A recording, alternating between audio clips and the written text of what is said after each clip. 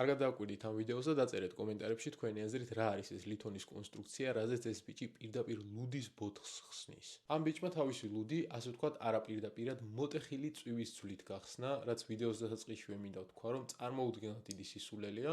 ეს კი არის ის საფიქსაციო აპარატი, რომლითაც გარედან კანის გავლით იყო დაფიქსირებული წვივის მოტეხილობა. ეს საფიქსაციო აპარატები კი ხშირად გამოიყენება ისეთ შემთხვევაში, როდესაც არის მაგალითად მაღალი არასტაბილურობით გამორჩეული მოტეხილობები პოლიტრაუმულ პაციენტებში ან ინფიცირებულ მოტეხილობებში. ასევე გარესაფიქსაციო მოწყობილობის გამოყენება შეიძლება მაშინ, როდესაც რბილი ქსოვილების დაზიანება ფართომასშტაბიანია. ეს აპარატი თავისი გარე კონსტრუქციით ექიმებს აძლევს საშუალებას, რომ ძვალი ისე დააფიქსირონ, რომ ის სწორ ანატომიურ პოზიციაში დარჩეს და ამით, რა თქმა უნდა, შეხორცების პროცესი გამარტივდეს. ამას გარდა მსგავსი ქირურგიული ჩარევის დროს, რა თქმა უნდა, ოპერაციით მიყენებული ტრავმა უფრო შედარებით ნაკლებია რბილ ქსოვილებზე, რადგან აი ამ პინების გატარება ხდება კანის გავლით და არ ხდება უშუალოდ დიდი განაკვეთის გაკეთება, რაც მაგალითად ესეთ ფართომასშტაბიან მოტეხილობებს ხშირ შემთხვევაში ქირურგიულად სჭირდება ხოლმე. შენ კიდევ სამედიცინო კონტენტი გაინტერესებს, დაალაიქე ვიდეო და გამოიწერა ეს გვერდი.